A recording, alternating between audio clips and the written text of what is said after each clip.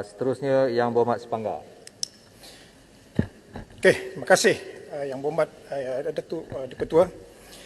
Bagi memulakan perbahasan saya pada hari ini, suka saya merujuk kepada lawatan rasmi kali pertama Yang Amat Berhormat Bera sebagai Perdana Menteri ke Sabah pada 5 November yang lepas. Sebagaimana Perdana Menteri sebelum ini berjanji, maka Perdana Menteri yang baru ini tidak ketinggalan juga ingin berjanji bahawa akan mengeluarkan Sabah daripada belenggu kemiskinan, dan kenyataan ini juga sekaligus membuktikan bahawa isu mengenai rakyat Sabah miskin bukan lagi satu andaian, tapi satu realiti bagi negeri yang kaya dengan sumber alam semula jadinya. Namun isu kemiskinan di Sabah bukanlah isu yang baru. Janji-janji yang diberikan pimpinan persekutuan selama ini kepada Sabah juga telah berlarutan selama puluhan tahun. Datuk Yang Di-Pertua menyentuh mengenai peruntukan belanjawan tahunan kepada Sabah.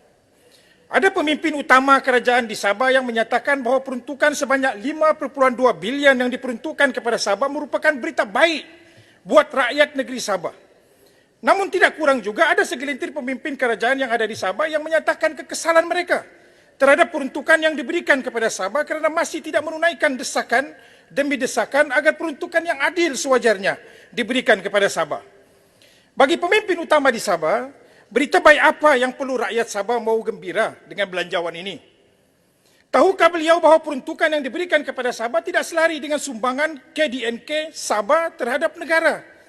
Saban tahun setiap kali peruntukan yang diberikan kepada Sabah, ianya tidak pernah mencapai sasaran peruntukan pelaksanaan 100%. Malah sering di-carry forward kepada tahun-tahun berikutnya.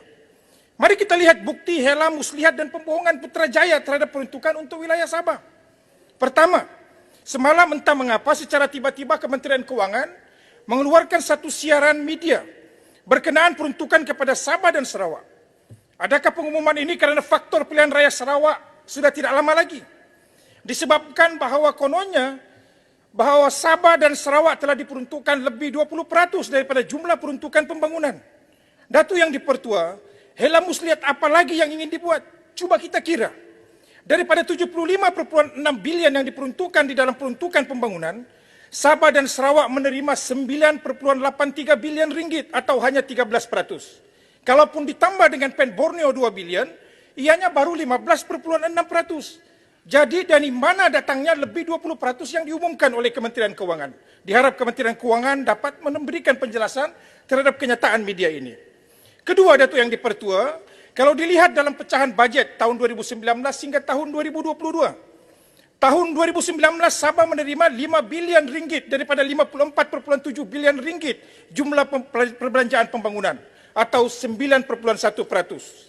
Tahun berikutnya 5.2 bilion ringgit daripada 56 bilion ringgit perbelanjaan pembangunan negara atau 9.3%. Malangnya, selepas langkah syaritan bermula dan kerajaan GRS yang tidur sebantal dengan kerajaan persekutuan mengambil alih tampuk pemerintahan kerajaan negeri Sabah, hadiah pertama kepada rakyat Sabah adalah dengan menurunkan peruntukan kepada Sabah daripada 9.3% kepada 7.3%, yakni 5.1 bilion daripada 69 bilion perbelanjaan pembangunan negara. Dan perbelanjaan terbaru, belanjawan terbaru ini menurun lagi kepada hanya 6.8%, iaitu 5.2 bilion daripada 75.6 bilion perbelanjaan pembangunan. Bukan itu saja, Datuk Yang Di-Pertua. RM 5.2 bilion yang diperuntukkan untuk Sabah pada tahun 2020, saya percaya tidak sampai 40% pun peruntukan ini dibelanjakan. Malah mungkin kurang lagi. Saya buktikan dengan 3 projek asas di Sabah, iaitu bekalan elektrik, bekalan air dan jalan raya. Bekalan elektrik luar bandar Sabah diperuntukkan 216 juta, tetapi hanya 91 juta ringgit atau 42% saja yang berjaya dibelanjakan. Jalan raya dan jambatan Sabah pula, daripada 494 juta, hanya 25% atau 127 juta ringgit sahaja yang dibelanjakan. Paling teruk dan menyedihkan, Datuk Yang Di-Pertua, 350 juta ringgit diperuntukkan untuk bekalan air luar bandar Sabah. Hanya 1.9% atau 6.7 juta ringgit sahaja yang dibelanjakan. Patutlah sehingga ke hari ini, bukan saja kawasan saya, Parlimen Sepanggar yang menghadapi masalah bekalan air, sudah 5 bulan tak ada air. Malah seluruh Sabah sehingga ke hari ini juga masih menghadapi masalah bekalan air. Mana pergi duit peruntukan yang telah dibajetkan kepada kami di negeri Sabah dalam belanjawan yang lepas, Datuk Yang di-Pertua? Ini satu perkara yang tidak boleh dan tidak dapat diterima sama sekali. Di manakah semua uang yang tidak habis dibelanjakan ini?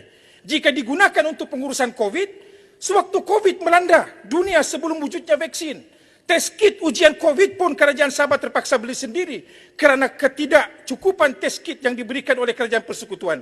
Di mana kedudukan Sabah di dalam pencapaian vaksin? Tercorot. Di mana kedudukan Sabah dari segi infrastruktur kesihatan? Tercorot. Dalam pembentangan RMK 12, 75% projek Sabah gagal disiapkan semasa RMK 11 dan di-recycle dan dimasukkan ke dalam RMK 12. Jadi mana duit yang telah dibajetkan kepada Sabah yang tidak dapat digunakan? Sudahlah peruntukan tidak cukup, bentang bilion-bilion, tapi bila sistem penyampaian kerajaan tidak efektif, maka uang tidak sempat dibelanjakan dan pastinya uang itu masuk semula ke kantong kerajaan persekutuan. Contoh lain, Datuk Yang di-Pertua, bekalan air luar bandar Sabah sebelum COVID melanda dunia. 2018, 160 juta diperuntukkan, hanya 72 juta ringgit dibelanjakan. 2019, 295 juta diumumkan, hanya 2,9 juta sahaja dibelanjakan. Jadi kalau beginilah patternnya, sampai bila Sabah ini boleh dimajukan selaras atau setanding dengan negeri-negeri yang lain? Justru itu, Datuk Yang di-Pertua, strategi pengagihan peruntukan yang lapuk dan gagal segagalnya ini harus dihentikan. Dan saya bersetuju dengan saranan yang dibuat oleh Yang Berhormat Ketua Menteri Sabah, Timbalan Ketua Menteri Sabah, yang daripada Kinabatangan.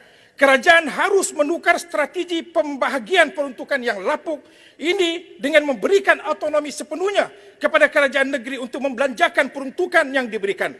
Oleh kerana quote and quote YB Sanitizer di Sabah puas hati dengan belanjawan ini, lebih baik Yang Berhormat Kinabatangan lead kerajaan negeri Sabah dia masa akan datang. Datuk Yang di-Pertua, dipahamkan Yang Amat Berhormat Perdana Menteri turun ke Sabah baru-baru ini melalui pesawat rasmi Perdana Menteri di lapangan terbang Sandakan. Sepatutnya jika PM ingin merasa denyut nadi dan kesengsaraan rakyat Sabah, selain boleh membuat perbandingan akan beza lebuh raya di Semenanjung dengan Sabah, sewajarnya Yang Amat Berhormat Perdana Menteri menaiki kereta daripada kota Kinabalu hingga ke Sandakan. Barulah tahu betapa canggihnya lebuh raya kami. Spot trim buatan Jepun pun boleh pecah satu hari saja. Adakah benar Sarawak telah mendapat sukuk atau bon untuk menyiapkan pakej PEN Borneo mereka? Dan jika benar, mengapa Sabah tidak dapat sukuk atau bon bagi mempercepatkan pembinaan jalan PEN Borneo di Sabah ini? Mengapa dalam tempoh 2 tahun kerajaan PN memerintah melalui papet mereka di Sabah, kenapa bon atau sukuk ini tidak diterbitkan untuk Sabah? Bukankah sekarang sudah sealiran? Menyentuh mengenai projek PEN Borneo juga, saya difahamkan ada lagi baki 20 pakej yang masih menunggu peruntukan. Maka itu juga ada lagi 20 peresmian oleh Perdana Menteri bakal menunggu. Datuk Yang di-Pertua, rasanya projek PEN Borneo ini bolehlah dimasukkan di dalam Malaysia Guinness Book of Record sebagai projek yang paling banyak kali dirasmikan oleh Perdana Menteri. Manakan tidak, daripada PMK 6 sehinggalah PMK 9. Correct me if I'm wrong. Projek ini telah dimasukkan dalam setiap kali belanjawan negara sejak tahun 2013. Sehinggalah tahun ini juga masih lagi disebut, dan saya pasti projek PEN Borneo ini juga akan dimasukkan lagi di dalam belanjawan negara tahun hadapan. Datuk Yang di-Pertua, saya sebut tentang cukai. Dalam belanjawan yang diumumkan oleh Yang Berhormat Menteri juga, telah diumumkan peruntukan melibatkan suku kaum. Datuk Yang di-Pertua, kemana kerajaan ingin membawa Malaysia ini jika pembahagian kekayaan dan bantuan kepada rakyat lebih bersifat divisif? Apabila kerajaan mengenakan cukai kepada masyarakat Malaysia, pernahkah kita dengar lembaga pemungut cukai memungut cukai berasaskan kaum dan agama? Bila kerajaan kenakan cukai kepada rakyat, dia cukai tanpa melihat bangsa dan agamanya, selagi mana mereka layak dikenakan cukai. Tapi bila mengagihkan pungutan cukai ini kepada rakyat, dibeza-bezakan pula mengikut kaum, bangsa, malah agama. Selain pembahagian yang secara jelas tidak menampakkan unsur-unsur keadilan. Are we really moving towards the direction, Datuk Yang Pertua? Sebab jika inilah cara kerajaan persekutuan mentadbir negara, saya yakin we are moving backwards. We are supposed to be building a nation, not a particular race or religion. We are supposed to be uniting the people, not to divide them. Saya harap, saya silap Datuk Yang di-Pertua, Namun rasanya Malaysia adalah satu-satunya negara di dunia yang memberikan peruntukan berasaskan kaum dan agama pada ketika kerajaan memungut cukai tanpa mengira agama dan bangsa selain hanya melaungkan slogan keluarga Malaysia. Pendidikan, Datuk Yang Dipertua, saya difahamkan KPTM sempurna akan ditutup awal tahun hadapan. Ada juga ura-ura yang mengatakan kononnya akan dipindahkan ke tempat lain di Sabah. Tidak tahu betul atau tidak. Saya harap Yang Berhormat Menteri dapat menjelaskan. Persoalannya apa sebab ditutup? Adakah kerana faktor rugi atau kerana KPTM sempurna terletak di kawasan ahli parlimen sempurna? Datuk Yang Dipertua, it was never about profit when KPTM sempurna dibuka di negeri Sabah dahulu. Kerana ianya adalah untuk memastikan agar anak-anak luar bandar, khususnya di negeri Sabah, dirapatkan, diminimalkan pergerakan mereka ke bandar. Dasar marah pada ketika itu untuk membawa pendidikan ke luar bandar kerana tidak mau anak-anak Sabah ataupun daripada luar bandar berhijrah ke bandar. Jadi kalau disebabkan oleh rugi, kita lihat data ini. 2019 KPTM Kuantan rugi, Alostar rugi, Ipoh rugi. Tahun 2020 Kuantan rugi, Alostar rugi, Ipoh rugi. Jadi kalau rugi menjadi asasnya, kenapa KPTM ini tidak ditutup? Kenapa KPTM sempurna ingin ditutup? Sebab itu saya mendesak kepada kerajaan agar memastikan mara KPTM sempurna KPTM sempurna perlu diteruskan operasinya, jangan ditutup. Dan saya harap juga pengurusi mara yang berasal daripada Sabah, kalau boleh buka lebih banyak lagi kampus cawangan mara di negeri Sabah, termasuk di Beaufort. Kalau ada cadangan untuk membuka di Beaufort, saya akan memberikan sokongan 100%. Datuk Yang Dipertua, akhir sekali, Perjanjian Malaysia tahun 1963. Ada seorang anak muda yang bertanya kepada saya, apa perbezaan kerajaan persekutuan dengan penjajah British? Pada dia, penjajah akan mengambil hasil negara yang mereka jajah. Tetapi kerajaan persekutuan bukan saja mengambil hasil daripada Sabah, malah secara tidak langsung juga mengimport anak-anak muda Sabah berhijrah, merantau ke negeri orang, bekerja sebagai buruh, bekerja sebagai security, kerja di kilang-kilang, walaupun pada hakikatnya negeri yang mereka tinggalkan itu adalah negeri yang kaya dengan sumber alam semula jadi. Maknanya pada anggapannya sekejam-kejam penjajah British, lebih kejam lagi kerajaan Putrajaya dalam konteks layanan terhadap negeri Sabah. Datuk Yang Dipertua, perjanjian MA63 ini ditandatangani oleh 4 wilayah. Persoalannya, jika tidak setuju dengan perjanjian ini dahulu, kenapa ditandatangani? Dan saya pasti jika bapak-bapak kemerdekaan kami tahu bahawa kerajaan persekutuan tidak akan menunaikan perjanjian ini, saya yakin mereka juga tidak akan menandatangani perjanjian ini. Dan saya pasti, without Sabah, there will be no Malaysia.